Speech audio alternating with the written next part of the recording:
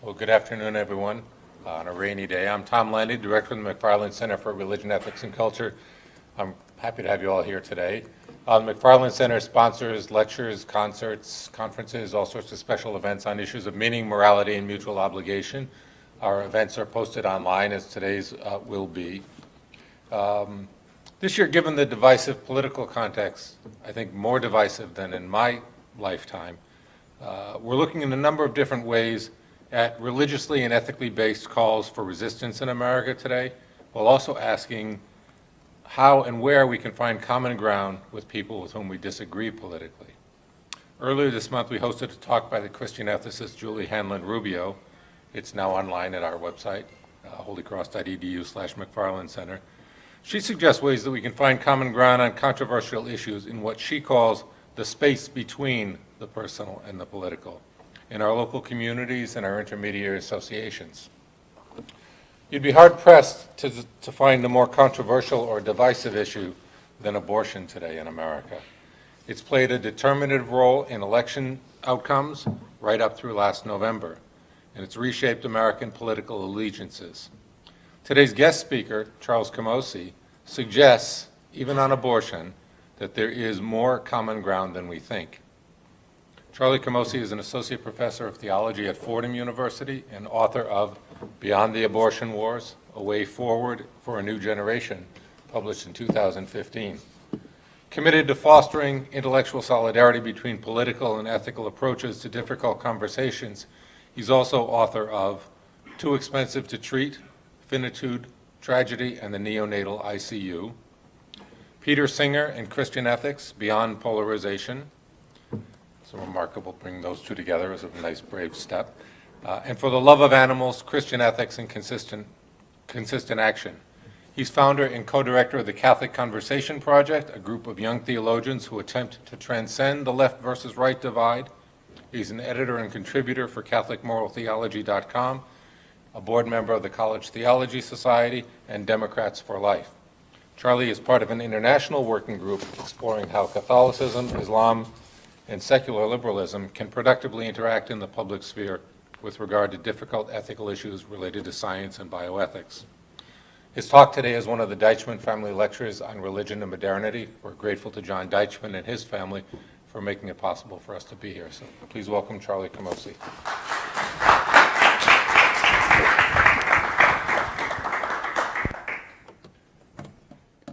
I want to begin by thanking everyone at Holy Cross for setting this up, especially Tom and Matt.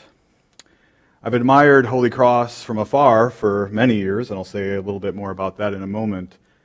But I'm very glad to be here for the first time. Thank you for the invitation. Professor Eerdmans likes to tell people just now, in fact, how many times I enrolled at Notre Dame. It was 3. But because I was, let's say, not a very stellar high school student, I actually didn't get in right away. I ended up going to a different Holy Cross Junior College, which is right across the street. So for at least a year, I would tell people that I went to Holy Cross, and people would say, "That's a really good school." And I'd say, "Yeah, that's not where I go to school. I go to Holy Cross Junior College." But it's good to finally be here.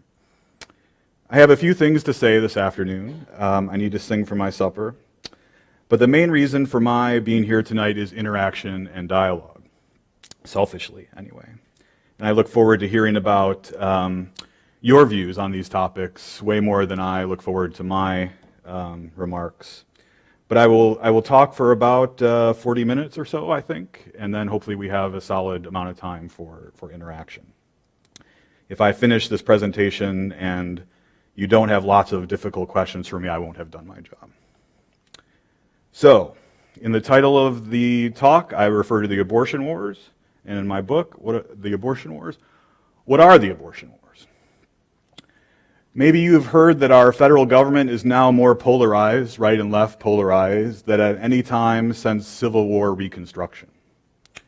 Tellingly, in a Wall Street Journal editorial, just after the 2013 verdict against abortion provider Kermit Gosnell, Dan Henninger wrote, "No other public policy has divided the people of the United States for so long and so deeply. Abortion is America's second civil war." They infect everything they touch. We saw this with the debate over the Affordable Care Act, the SCOTUS hearings surrounding Neil Gorsuch, and even most recently the Federal Appeals Court debates. You probably saw some of that if you pay attention to the news. Healthcare battles, on and on. I would also maintain that I don't think Donald Trump would be president right now if not for the abortion wars. The abortion wars are unfortunately an us versus them war, and we define our identity in that war, I think, primarily not by our side so much as I'm not on their side.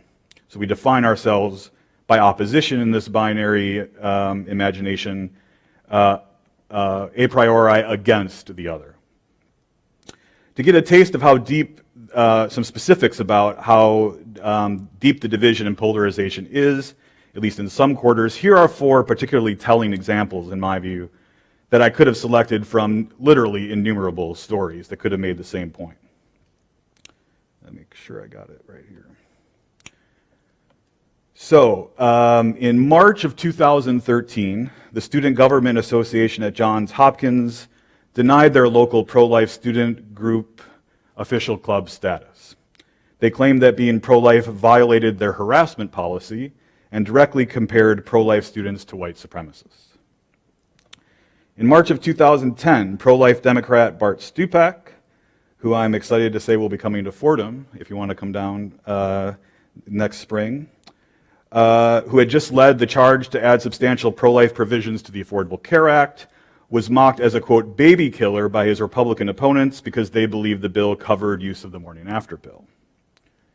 Just this past September, there was a story about former Goonies actress Martha Plimpton at a hashtag Shout Your Abortion event in which she said that her, quote, best abortion, end quote, took place in Seattle when she was 19. Of that abortion, she said, quote, if I could Yelp review it, I totally would, end quote. In May of 2012, Bishop Daniel Jenke of Peoria, Illinois, cited President Obama's, quote, radical pro-abortion agenda as a reason to compare his path to that of, you guessed it, Hitler and Stalin. And in my own experience, just recently, about 3 or 4 months ago, I gave a similar talk at Colorado College, and security insisted that they needed to walk me into the talk for my own safety. If this is the pathetic state of the debate, if we refuse to acknowledge any complexity or nuance, then actually you might think, what's the point of engaging it? It seems governed not by careful and open presentations of arguments and evidence, but rather by out-of-control identity politics. What is the point of having such a conversation? Isn't it just hopeless? Many people hold something like this view, at least in my experience. As a result, even those who care deeply about abortion are sometimes fatigued, resigned to the status quo, and frankly just don't want to talk about it anymore. They're tired of it. I get something like this view from dozens of my students every semester. I get it from members of the media. I get it from audience members at my public lectures. I get it from my fellow academics. It is a reasonable view to hold. And if I'm honest, some days I feel pulled in that direction. But ultimately, it's not my view. While it is true that much has been said and written about abortion, it turns out that not much of it is actually worth engaging. Most authors, speakers, and talking heads have already decided what the answer is before engaging the evidence and use empty rhetoric and power plays in an attempt to impose a particular point of view. Indeed, in my experience anyway, very few are even aware of what their opponents are actually arguing, much less engaging what they were arguing in a fair and careful way. So this afternoon, I want to offer 5 suggestions for pushing the discussion, the discourse, in a different direction. And let's start right there with what I ended with. Can we actually look fairly and carefully about what people actually think about abortion? So, I'll begin by saying that when we use the life choice binary, it hides more than it reveals. I think this is like something you almost have to get out in front before you talk about anything else. The life choice binary hides more than it reveals. It's not only wildly imprecise and confused to operate as if a complex topic like abortion has only 2 possible answers, but it also entrenches opposition to the other side, again, into the very framework of the debate. If I call myself pro-life, I imply that those with whom I disagree are not pro-life. But as a matter of fact, this is often not the case. Most pro-choice people favor some significant abortion restrictions, and they often hold pro-choice views because they don't think the law can protect the fetus without seriously threatening the rights of her mother. Furthermore, many pro-choice advocates for reproductive justice are explicitly working to give women the freedom to choose something other than abortion. On the other hand, another implication of our silly binary here is that pro-lifers are against the choice and freedom of women. But most pro-lifers favor women having the legal right to choose abortion in several situations. 70% do in the case of sexual violence, for instance.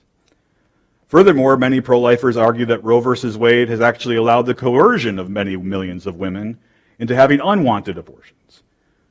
Many of these identify as pro-life feminists. We'll talk more about them later. They are suspicious of broad access to abortion as something which, paradoxically, is patriarchal and limits women's freedom. So while it might feel good to score rhetorical points against the other side by making use of our life choice binary, it hides and distorts far more than it reveals. We must engage instead in intellectual solidarity in order to listen and genuinely understand those with a different view. Indeed, if we do that, I argue we'll find that we share significant common ground. For instance, did you know that 7 in 10 Americans want abortion to be broadly illegal beyond week 12 of pregnancy, while 6 in 10 Americans want it to be broadly legal before week 12? Are Americans pro-life? Yep. Right now, a 12-week threshold would be considered a very, very pro-life law. Are they pro-choice? Yep, before week 12. So they're both. Unsurprisingly, in light of this data, the Public Religion Research Institute found that 7 in 10 Americans say the term pro-choice describes them somewhat or very well, and neither 2/3 simultaneously say the term pro-life describes them somewhat or very well. This overlapping identity is present in virtually every demographic group. Complex views are also held by people of color.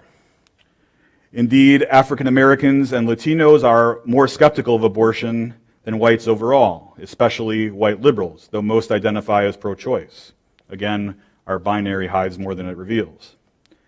It's especially true of Latino immigrants, and with regard to African Americans, the research website 538, which many of you may know about, recently found very interesting data on African Americans and abortion.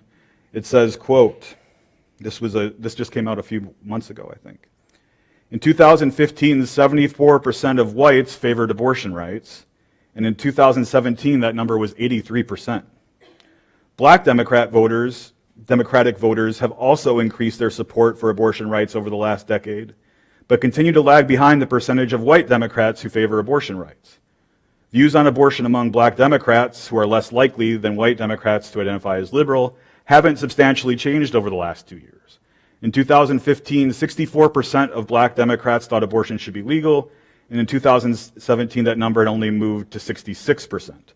That's a 2 percentage point swing compared to white voters' almost 9-point swing during the same 2 years. Overall, 1 in 3 Democrats' ID is pro-life, and if that diversity takes into account this data, it's clear that it comes mainly from people of color. And I suspect it's only a matter of time before we see this addressed in our discourse on racial justice. So we must listen to all the voices, but especially those who are marginalized, if we want to know what U.S. Americans think about abortion. And this actually leads to point 2, which argues that we have to have a particular focus on the voices of women. For far too long, the abortion debate has been dominated by men. What have we got? Abortion on demand and virtually no social support for women who choose to bring a difficult pregnancy to term. Broadly legal abortion is the product of privileged men. This is just historically true. Hugh Hefner and his Playboy Foundation sponsored the lower court cases designed to provoke Roe v. Wade. Interestingly, Hefner claimed that he was, quote, a feminist before there was such a thing as feminism, end quote. And of course, Roe was decided by all male justices, 7 male justices. And it's interesting, both pro-life and pro-choice feminists have criticized Roe as bad law. Linda Greenhouse, who, if you read the New York Times over the last 20 years about SCOTUS-related matters, you probably know who she is. She was their SCOTUS reporter. In a recent article, she claimed that, quote, about Roe versus Wade, quote, the 7 middle-aged to elderly men in the majority certainly didn't think they were making a statement about women's rights, end quote. Authentically female concerns were, quote, nearly absent from the opinion, end quote. Current pro-choice Supreme Court Justice Ruth Bader Ginsburg believes Roe was a disappointment because it focused on privacy rather than advancing women's rights. Unsurprisingly, the all-male court made women free, quote unquote, to act like men, to imagine themselves to live sexual, reproductive, economic, and professional lives as men do. Women's equality was not about getting equal pay for equal work, not about getting mandatory family leave and affordable childcare, not about passing strict anti-discrimination laws and hiring and firing practices. No, what was essential for social equality, according to these 7 men, was that, according to those responsible for our abortion laws, these men, was that women were able to end their pregnancies when a child is a burden on their economic and social interests. But being pregnant and having a child is often so burdensome precisely because our social structures have been designed by and for people who cannot get pregnant. Notice how in this context our abortion laws end up serving the interests of men and coercing, at least socially and structurally, the choice of women. Interestingly enough, though you might not expect it, about the same percentage of women ID as pro-choice as men, but more women are actually supportive of late-term abortion restrictions. The one that's currently being debated right now, the 20-week threshold, is actually supported by a higher percentage of women than of men. In my book, I argue that this is because women know better than men that abortion is often a tool of the patriarchy, something which keeps them from being genuinely empowered to make actual choices.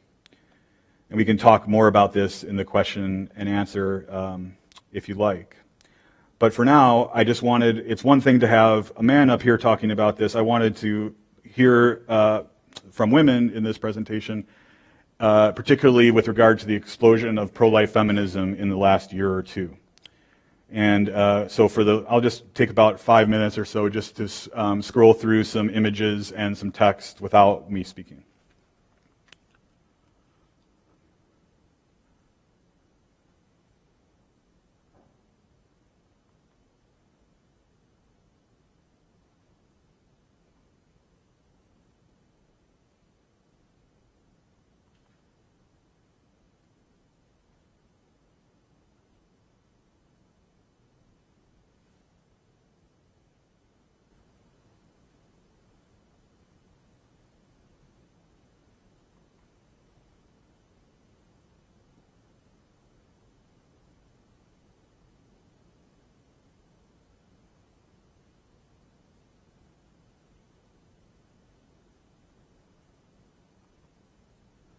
This is Amy Murphy from a group you may know or may not know, a new pro-life group that she founded called Rehumanize International. This is from an op-ed she wrote after her group was disinvited from sponsoring the Women's March.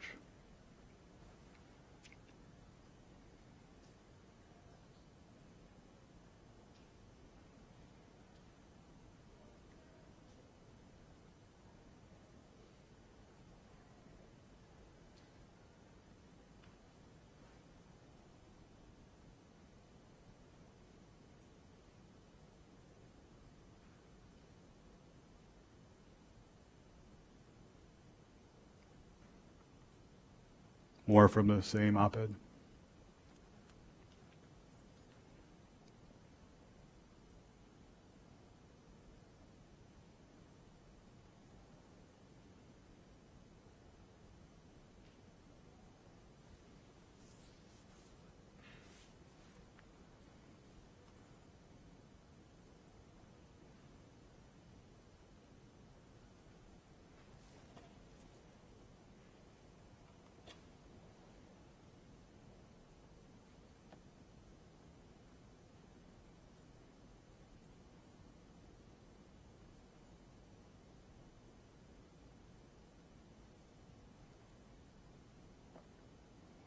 Are you familiar with what went down after, before and after the Women's March and the disinvites that went out to pro-life feminist groups that were?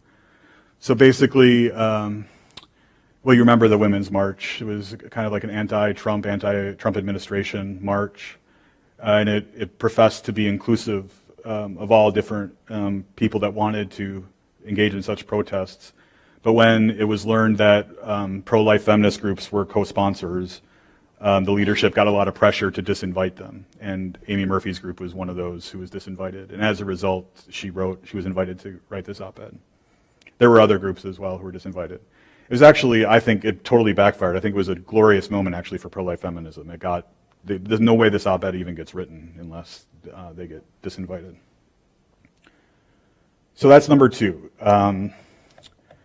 Let's talk about a third suggestion. Challenging conventional politics. One of the signs that you're getting old is that that you get older but your students stay the same and age, and another one is you can't use the same references that you've built into your repertoire anymore. Can I still use Seinfeld references? Is that a undergraduates? Is that a thing? Maybe I'll have to explain a little bit. Well, I think most people over 35 know this is George Costanza, right? Or I would guess most people over 35 would know this is George Costanza from a comedy that ran in the 90s and early 2000s called Seinfeld. And I'll get to that in a moment. Why am I bringing this up in the challenge conventional politics section of the talk? I want to argue that our incoherent political maneuvering, at least in the part of our two major parties, around the abortion debate has just been totally bizarre. And it's led Democrats and Republicans to take positions on abortion in line with something I call the Costanza strategy. Seinfeld fans may remember the episode where George and Jerry are in the coffee shop, and George is complaining about his life as usual, and he says, every decision I ever made, my whole life has been wrong. And Jerry says, it doesn't logically follow, but it's pretty funny. He says, well, then the opposite would have to be right. So do the opposite. And George does the opposite through the whole episode, and it's hilarious. His life turns out totally great, at least for that episode. I think abortion is one of those issues where the parties respond by doing the opposite of their stated political instincts and values. Republicans claim to be skeptical of big government and push for autonomy and freedom of individuals to make private decisions, right? Except when it comes to abortion, where they want a big government to be directly involved in the lives of individuals in the most private and profound ways. Democrats claim to favor nonviolence and governmental protection of the vulnerable over and against autonomy and freedom of those who have power over the vulnerable, except when it comes to abortion, where they sound almost exactly like Republicans. Freedom, choice, autonomy, government, stay out of my life. Interestingly, there was a amazing history of the pro-life movement written by Daniel K. Williams called Defenders of the Unborn, in which he highlights the history of the pro-life movement before Roe versus Wade. And it gives some amazing insight with just how incoherent our politics are now with regard to this. The pro-life movement actually was very strongly allied with the anti-war movement, the anti-Vietnam War movement back in the day. Even to the point where they were so used to the kind of rallies they had involved, burning draft cards at the Vietnam anti-war rallies. When it was a anti-abortion pro-life rally, they actually burnt their birth certificates as a similarly kind of tool of oppression, where the government says it's at this point what you matter and not before.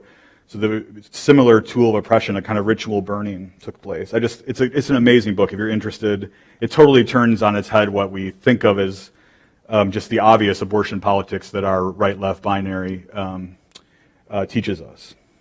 But think about this some more. You don't need to have read the book. Just think about the fact that as governor of California, Ronald Reagan signed into law permitting abortion in California as governor. But then as a national Republican candidate, he somehow became a hero of the pro-life movement. I don't know, many of you don't remember this. Maybe you read it in your history books. Ronald Reagan was thought to be this pro-life hero. when he was elected. But he was the governor that signed abortion into law in California. Guess who he appointed as his vice president, his running mate? George Herbert Walker Bush, Bush the Elder. He was pro-choice. But when Bush the Elder ran for president, he too switched to become pro-life. The former pro-choice governor of Massachusetts, Mitt Romney, shifted to a pro-life position when he decided to run for national politics. And you're probably aware that Donald Trump was strongly pro-choice most of his life until running for president as a Republican. Similar shifts took place with Democrats. Party leaders such as Ted Kennedy, Al Gore, Joe Biden, Jesse Jackson, Bill Clinton all expressed at least moderate pro-life views, skeptical of abortion, until the Costanza strategy kicked in. Then, like their Republican counterparts, they were forced to get in line with the party orthodoxy, no matter how incoherent it might have been. I think one reason how we got to this place was something that I call the political media corporate industrial complex. The Costanza strategy continues despite its just obvious incoherency because it works politically. It keeps the current arrangements of power safe for those who benefit from them. Our media corporate political industrial complex are the gatekeepers to the abortion debate, and they have a strong interest in keeping it right in the familiar place it currently resides. After all, the corporations which run our major media organizations make gobs of money off our polarized discourse, in general and in abortion in particular. Ruled by TV and internet ad revenue, these corporations know that above all, their content must get ratings and hits. You know what doesn't get ratings and page views and hits? Nuanced, complex arguments about abortion. So they're not exactly in high demand in the marketplace. Much better to recruit activist hacks with polarized extreme positions aggressively attacking each other. In the context of the abortion debate, the newsroom mantra of if it bleeds, it leads means that aggressive antagonistic battles are what gets ratings and page views and ultimately makes money for the shareholders of Turner Broadcasting, NBC Universal, News Corp, and on and on and on. And while media deserve considerable blame for how they frame the public debate on abortion, we should not let the political parties off the hook either. Indeed, in many cases, it is becoming difficult to distinguish the corporate, profit-beholden media from the political parties with which they align themselves. While there are some exceptions which prove the rule, the interests, say, of MSNBC and Fox News are intimately connected to the success of the Democratic and Republican parties, and these parties also have a strong interest in the abortion status quo. Consider the following important insight from Juan Williams. Quote, "Their strategy is all about a desire to keep the conversation locked in failure. Abortion is a premium wedge issue for producing money and producing votes. Political strategists use these debates to excite their base voters, pro or con, but also as a form of negative advertising to attack the character of opposing candidates. Abortion fits into the same fixed pattern of debate with the same prescribed divisions being held in place by the gravity of big money and power to excite voters." End quote. Is it possible to have a more authentic conversation, to do an end run around these gatekeepers? Is it possible that our culture can reject political polarization such that the actual views of the American people about abortion could at least find their way into public discourse? I think the answer is yes. In fact, I want to argue that the process leading towards this kind of conversation is already well advanced. Furthermore, and I'll say more about that a bit later. Furthermore, and even beyond the Costanza strategy on abortion, there are signs that the framework and ideas with which we order American politics are unstable in a deeper sense. It seems painfully obvious that the coalitions cobbled together in the late 1970s no longer work and do not appear to belong for this world.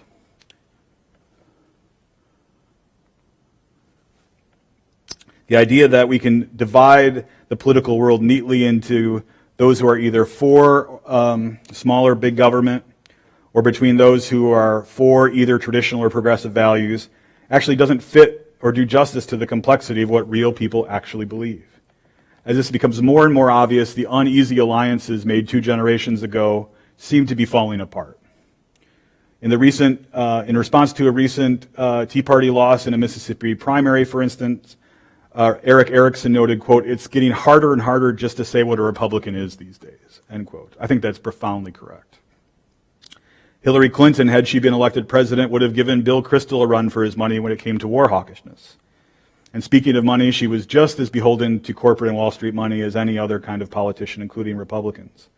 Are dovish, Occupy-friendly liberals really on the same team as the Democrats' 2016 presidential nominee? Many millions of Republicans' ideas pro-choice. That's important to know. Let's engage that complexity. And many millions of Democrats identify as pro-life. Let's engage that complexity.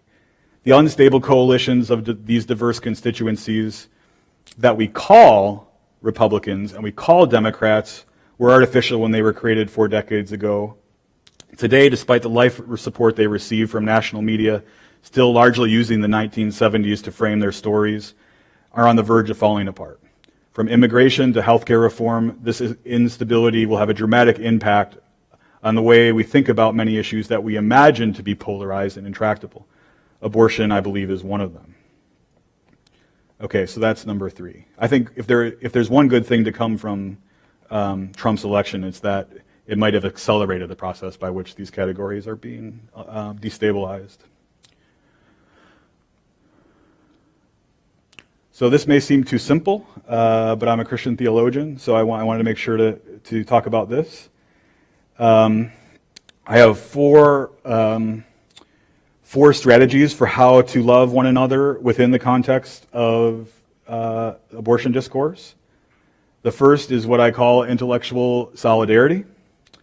This involves an active listening, presuming that one has something to learn, and if possible, getting to know the person beyond an abstraction.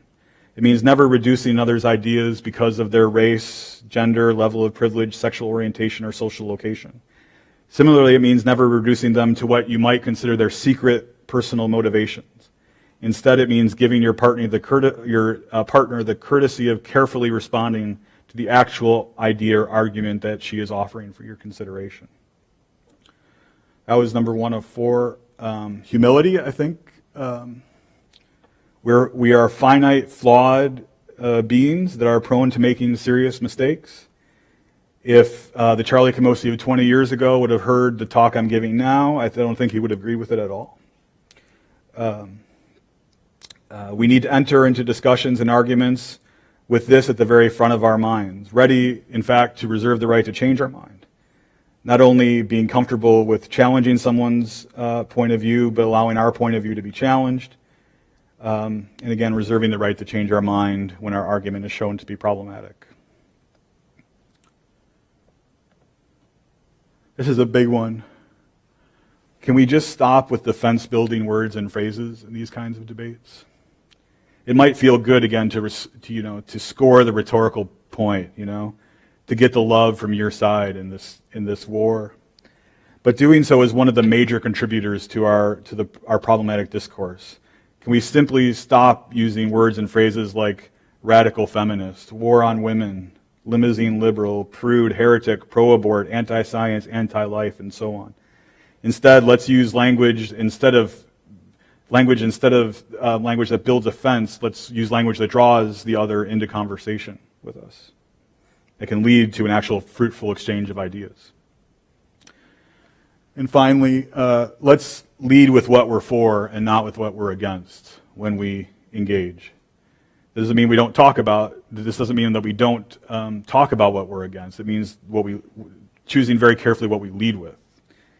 I think not only is this the best way to make a convincing case for the view you currently hold, but the practice often reveals that we are actually after very similar things and simply need to be able to talk in open and coherent ways about the best plans for getting there. But when we start with what we're against, we play into that binary thing where we define ourselves by opposition first. Okay, and I have about 8 minutes for the last one.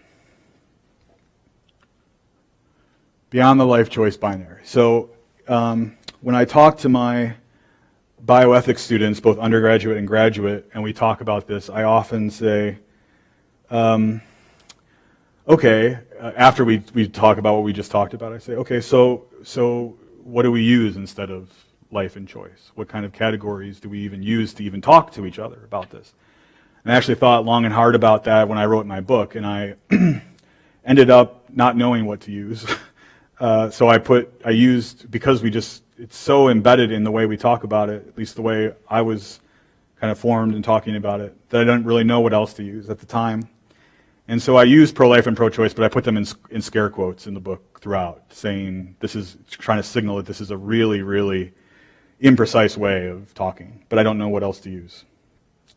Since then, I've thought more about it. I'm not in love with what I came up with. In fact, I'm very interested to know, in question and answer, what you might think either about my proposals I'm about to show you, or about your own thoughts about this. I just want to go from 2 categories to 4. The following 4 categories I don't think capture the views of every single person. In fact, if they did, we'd have an unmanageable list of categories.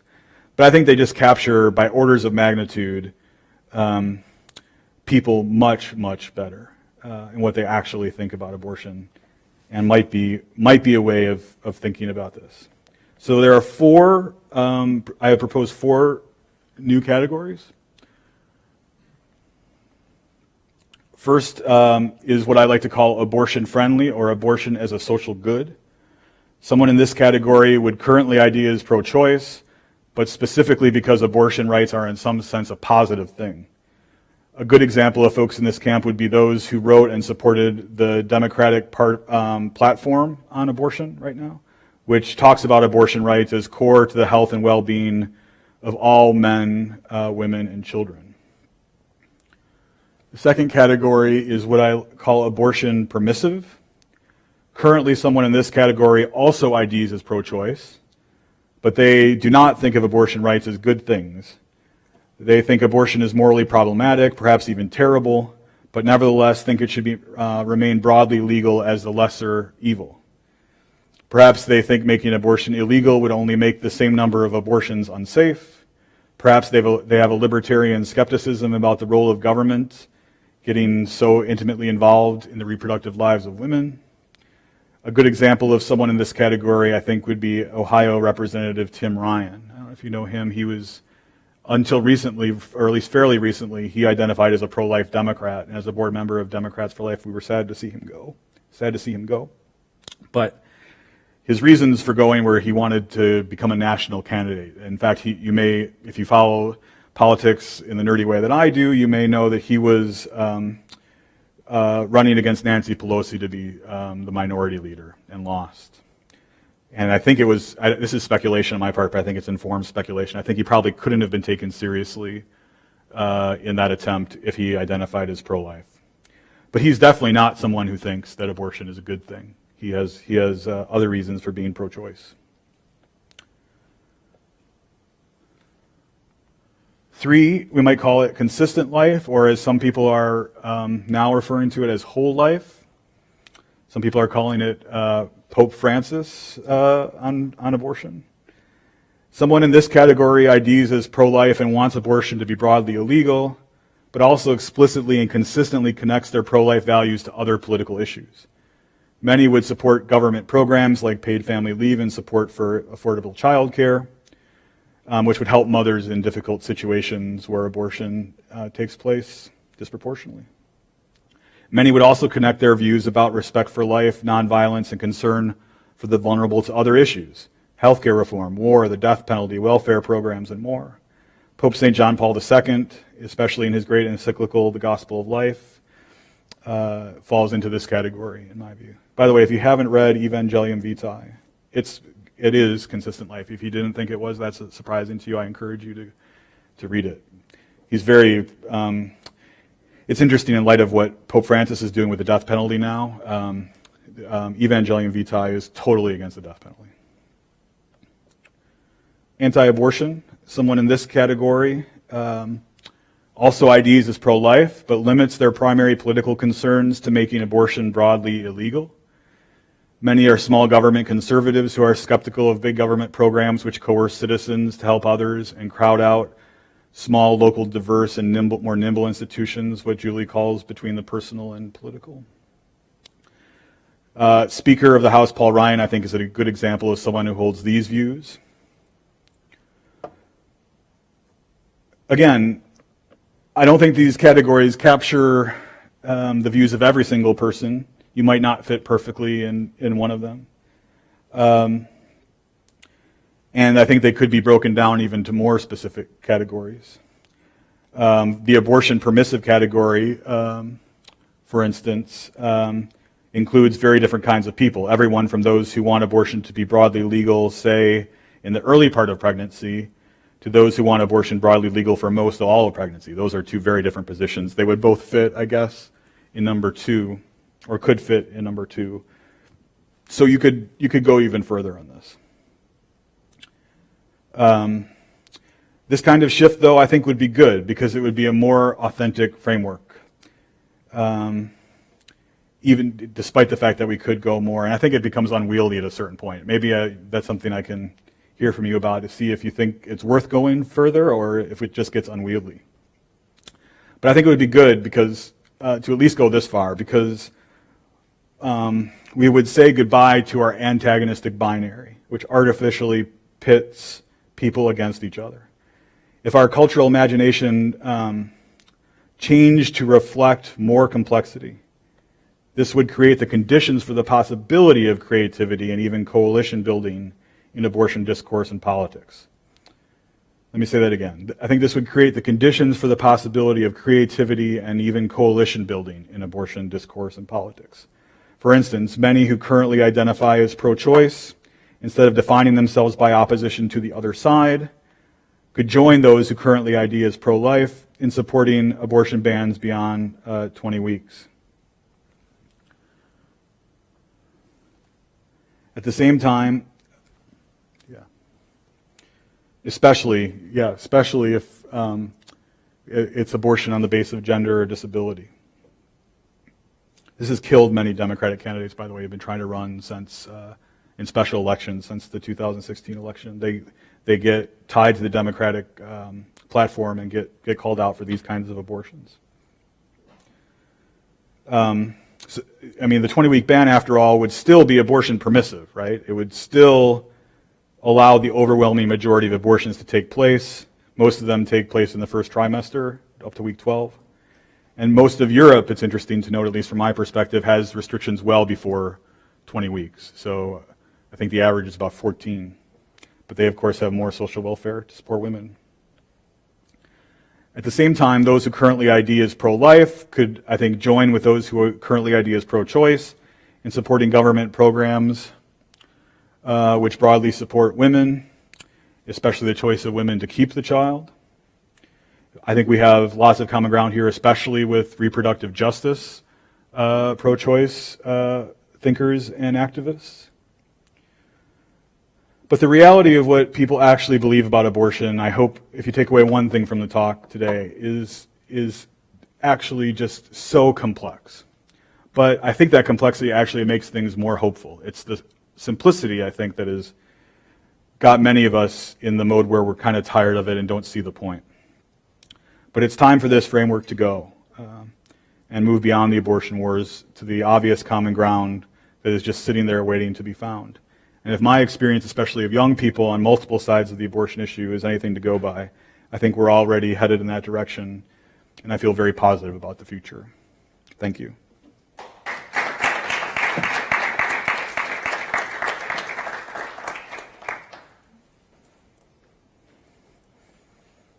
I hope I said some things that provoked you to ask some tough questions, or at least questions that about things you care about.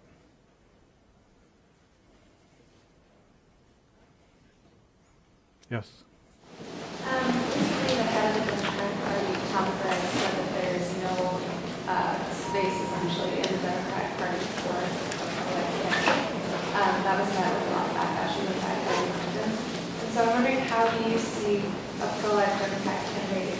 How can they essentially win elections, but also maybe start this discussion with the other side?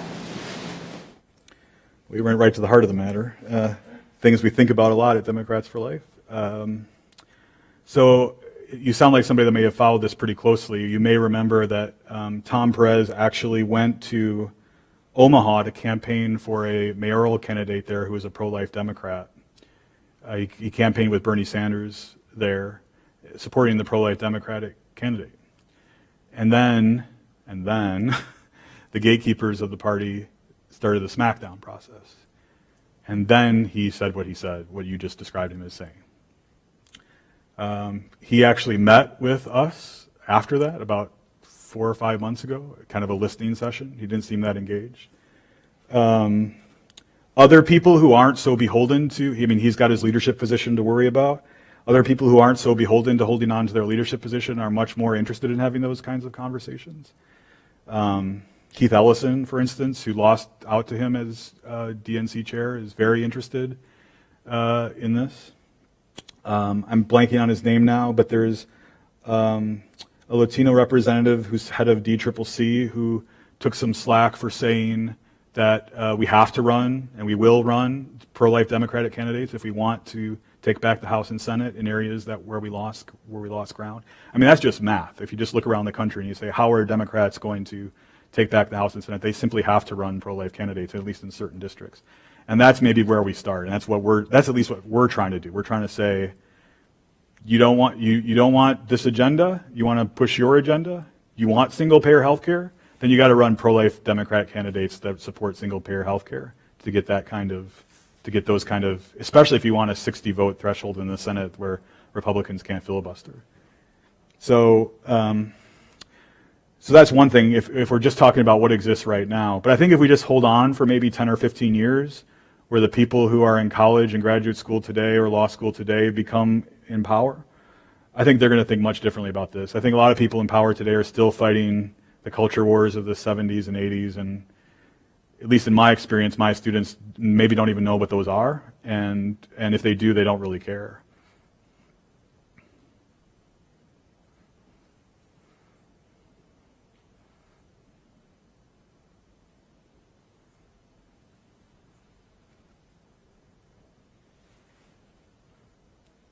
Oh wait, there's a hand. Can you tell us a little bit more about this pro-life Democratic organization? So we've been around for a while, but it's telling that you don't know about us. It's Democrats for Life, and we have a website, and we have a Twitter, and we have a Facebook, and we try our best to push certain kinds of legislation and try to run specific candidates.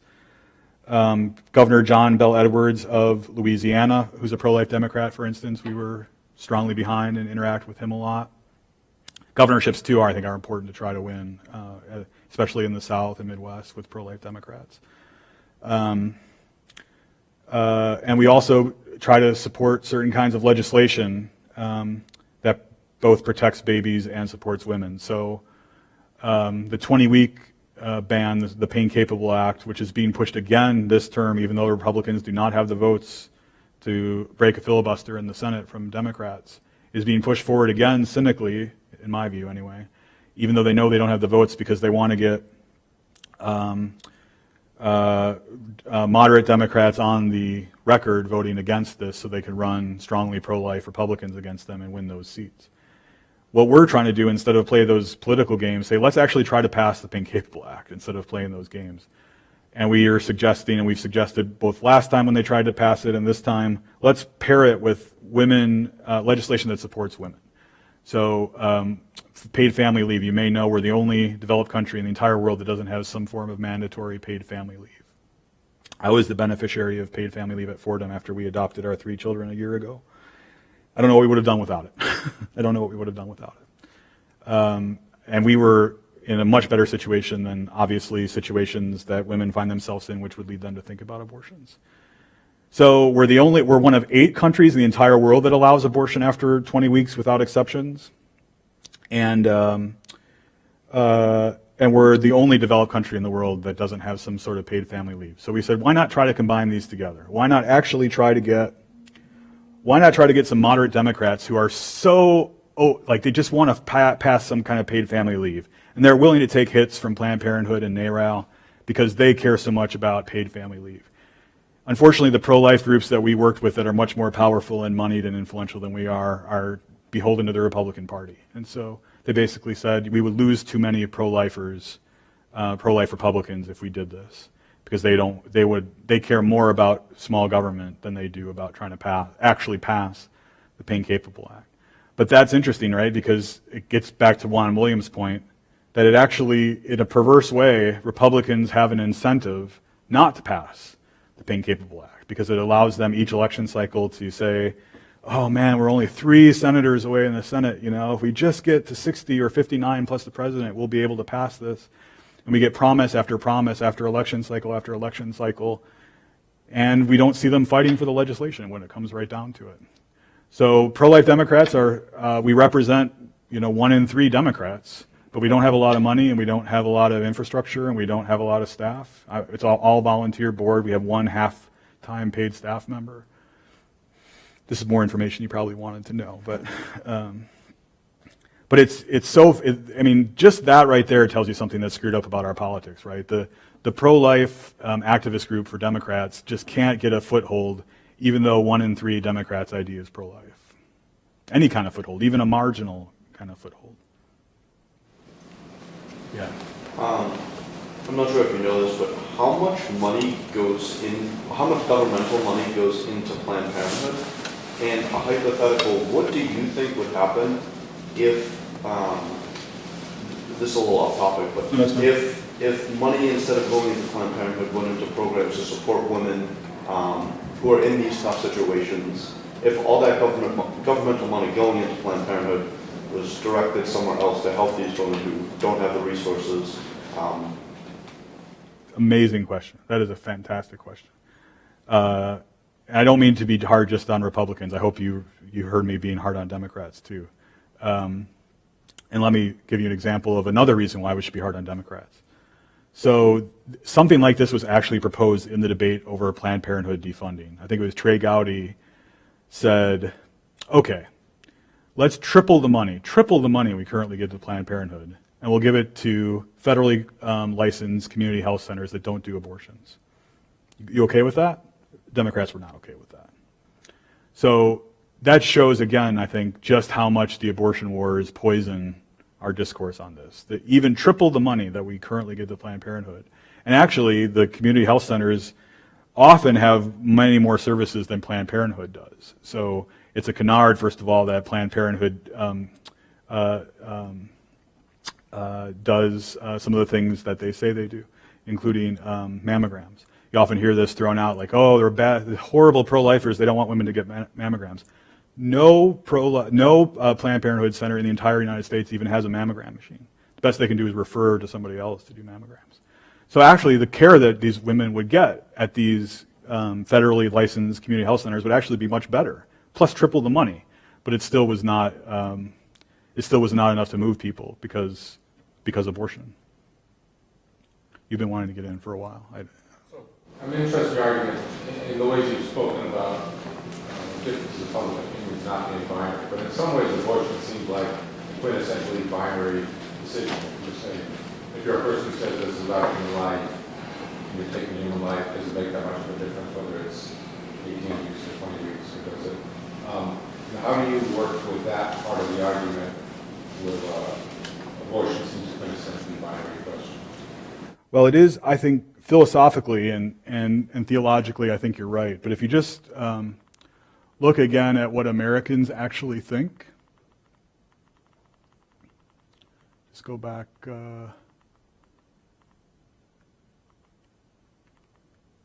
So 6 in 10 Americans want abortion broadly legal before week 12. 7 in 10 Americans want abortion broadly illegal after week 12. If pro-lifers got together and said, hey, 70% of Americans are with us, we want to ban abortion after week 12, that would be considered a wild pro-life coup, and the pro-choice activists would be completely aroused in their, to defend. But 6 in 10 wanted broadly legal before week 12. Is that seems to me, at least now Americans might just not have a very coherent view on this. But the American view on abortion is the opposite of a binary view, it seems to me. It's not, in fact, if you give people the choice to say they're both pro-choice and pro-life, people say they're both pro-choice and pro-life. Now, it's a separate question maybe about like the arguments themselves. Maybe just people aren't thinking very clearly, or they have emotional reactions that can't really be defended, philosophically or ethically. But I sometimes wonder about that. So, for instance, the debates about the early embryo are very interesting to me. The Catholic Church position, in fact, on the early embryo says we don't take a position on the personhood of the early embryo. We say that you should treat the embryo like a person, essentially to err on the side of caution. But there, as you may know, there's all kinds of debates about the fact the early embryo can split into two, it can even recombine into one. There's a huge rate of embryo loss at the beginning, when there's fertilization at the beginning. People have written bioethics papers saying, why aren't the pro-lifers out there talking about the Holocaust with the early embryo?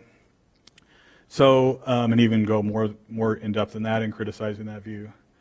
And then the exceptions for sexual violence, I think, I write about that in the book quite a bit. Some pro-lifers think it's abhorrent to create a whole class of people in their view, people that have been conceived in rape, as not having the same rights as others. I don't think it's quite that simple.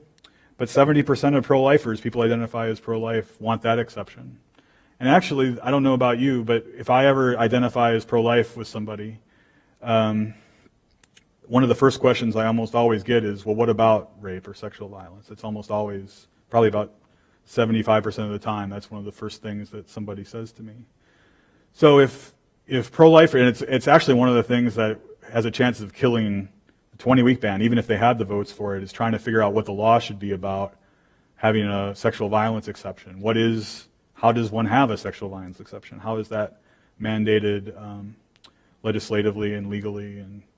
And that actually sunk the attempt to pass it. Well, it was already sunk, but it definitely sunk it for good in 2015 when they tried to pass it. So, I think maybe the argument about after the primitive streak forms in the embryo, when twinning is no longer possible and natural embryo loss basically stops, I think you're right to say that's a person, we ought to treat them as a person throughout their existence. But early embryo is complicated, and then sexual violence cases, which I think are at the heart of why a lot of people are pro-choice. Again, I don't know about others' experiences, but I feel like I just have this sense when I meet people who are pro-choice and disagree with me, a big portion of what's driving them is, the cases of sexual violence, pregnancy as a result of sexual violence.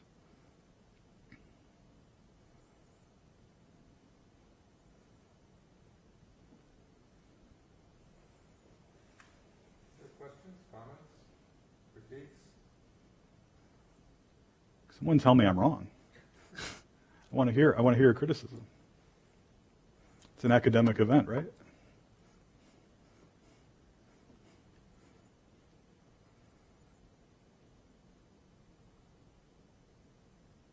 You're supposed to leave 7 seconds of awkward silence, right, as a professor, to elicit the people that are right on the edge.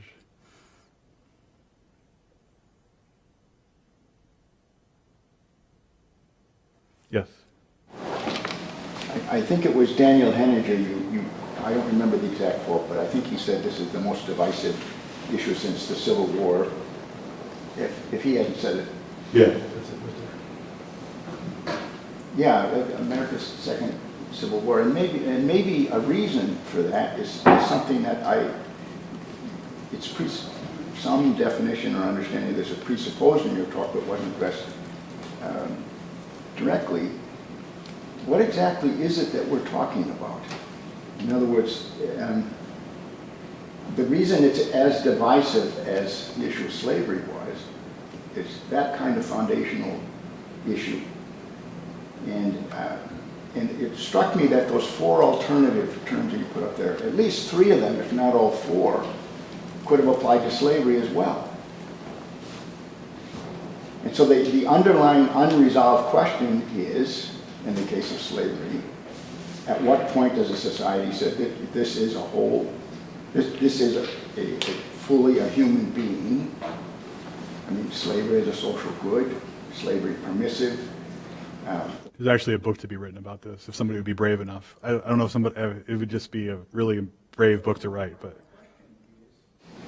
And I mean, it seems to me you can't have, you set up an interesting binary itself. I don't think all the people do describe themselves quite the way, at least in my experience as students, I mean, I'm pro-life and I'm also pro-choice in that any argument I'm going to make is going to be an appeal to someone's conscience, to a judgment. We can't have a discussion without that. But here's my question. Do we have a common understanding? What is an abortion, and what kind of problem is it the solution to?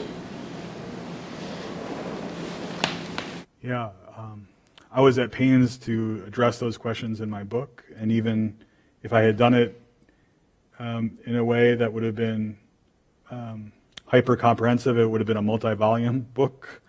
I did not write a multi-volume book.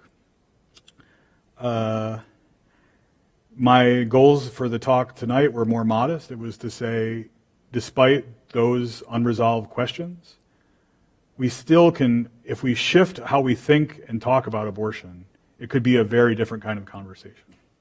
Even if we acknowledge that people disagree about the questions you just laid out, because people don't agree about that. So we'll find a more effective way of discussing something that we can't agree on what the topic is. Well, right now we're not even having a discussion. So it's America's second Civil War. Let's at least get to the point where we can have an argument. I tell my students that actually coming to a disagreement is actually hard work, a genuine disagreement. So let's do that hard work where we actually get to have a genuine disagreement about what the prenatal child is, what abortion is, what is it, what is the problem, what is it a solution to, does it actually solve the problem?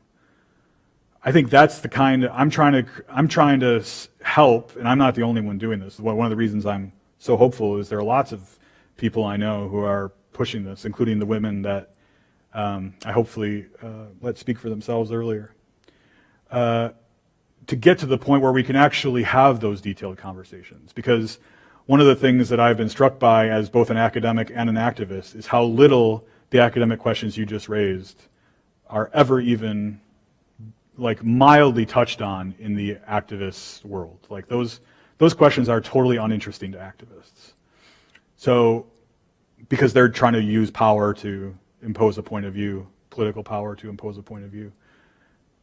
But if we can get to the point where pro-life activists and even some pro-choice activists are interested in coalition building and talking with each other and having genuine debates, this is why I think holding on to free speech, especially at institutions like this, is just of the most paramount importance, so that these kinds of conversations actually takes place without my needing a security guard to escort me into Colorado College or something like that, because people feel like the best way to deal with this is not to engage, not to try to listen, not to try to have solidarity with one's opponent, but to simply bully other people into not speaking, or bullying their party leaders into doing what they want, or something like that. So what I'm trying to do, and trying to work with others to do, is just get to the place where you can have the debates over the questions you raise. And maybe it's not even helpful. I don't know if this sounds too whatever, but it's maybe not even helpful to call it a debate. Let's just even try to sit down and define our terms, and like what is motivating us, and what we're for, what we ultimately want our goals to be, what goals we want to actually achieve. I mean, here's just one very basic thing. Pro-lifers and many pro-choicers want to create conditions for women to choose to have children. If one is genuinely pro-choice, pro-choicers want that. Pro-lifers want that. But we almost never see pro-lifers and pro-choicers coming together to say, how can we create conditions better for women to be able to choose to keep their children? And let's work together to do something like that, because this is overlapping interests that we have. So, and then we can talk about, what the fetus is, and what abortion is, and what the problem is, and what kind of problem abortion is designed to solve, and whether it solves the problem. But again, right now we're just not, in my opinion, maybe you have different experiences. Right now we're not having those debates.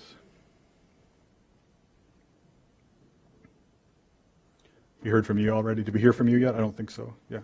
You were discussing earlier the purchase of early stage embryos.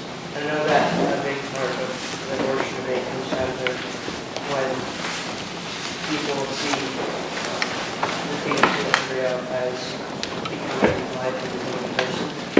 Do you think that part of the abortion debate in this century history has been kind of the loss of Christian morality in society, that people no longer see inherent dignity in every human life. Yeah, and I think we can see this not only with regard to abortion, right? I think we can see this with regard to immigration questions. I think we can see it with regard to a host of, I think we can see it at the end of life when it comes to those who have serious disabilities or their brains are damaged in various ways.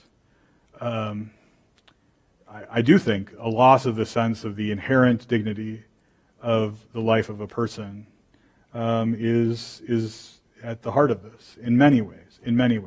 For many people, that's driving it. I will say that, in my experience anyway, a surprisingly large number of people who are pro-choice don't even really think about the personhood of the fetus, don't even really think about the fetus at all. So a lot of my reflexively pro-choice students in my bioethics class, when they first start talking about this, will even say, well, I guess I never really thought about the arguments for the personhood of the fetus before. But they have a pretty strong pro-choice, very strong in many cases, pro-choice view, but we'll say, I guess I never really thought about that. So, but I think in many other cases there would be a kind of very strong social justice impetus on their part for the against the death penalty, because human beings have inherent dignity that you can't take away. For broad-based welcoming of immigrants and refugees, because everyone has inherent dignity regardless of your national origin or citizenship.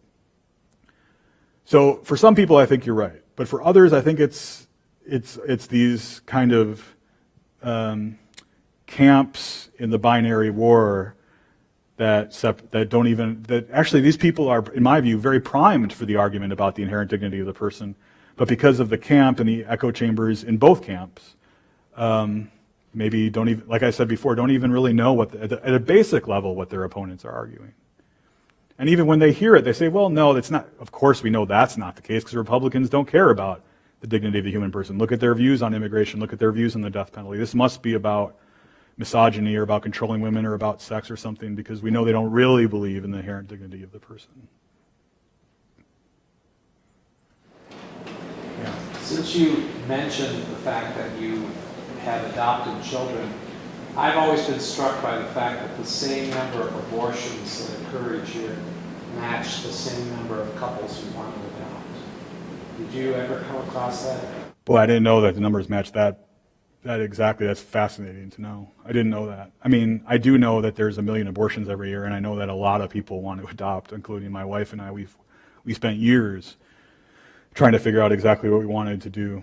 And actually, one reason why we ended up adopting an older sibling group from the Philippines rather than the newborns was precisely because of just how many people want to adopt newborns. It's like totally out of control how many people want to adopt newborn children. And it's a tragedy. It's interesting to think about why that kind of disparity exists.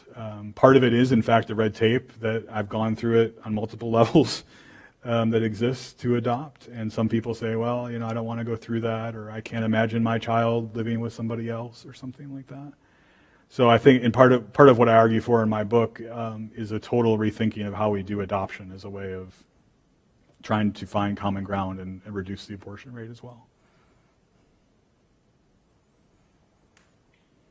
Well, thank you for being here. Thanks for raising our voice. Thank you for coming. Thank you for coming.